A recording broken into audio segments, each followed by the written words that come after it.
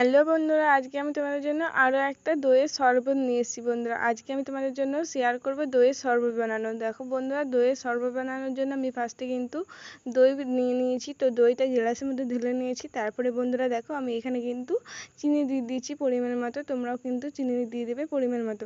তারপরে চিনিটা দেওয়ার পর বন্ধুরা ভালো করে গুলিয়ে নেবে কিন্তু দইটার সাথে, তাহলে দেখবে ভালো করে মিশে যাবে। তারপরে বন্ধুরা তোমরা কিন্তু জল দিয়ে দেবে।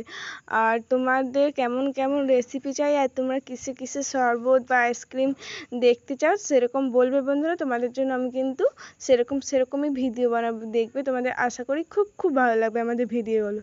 তারপর দেখো বন্ধুরা, এখানে আমি কিন্তু জলটা দিয়ে দিচ্ছি। তো তোমরা জলটাও কিন্তু পরিমাণ মতো দিয়ে দেবে। তারপর বন্ধুরা বরফ দিয়ে দেবে, দেখবে তোমাদের সুন্দর মতো তৈরি হয়ে যাবে দইয়ের শরবত।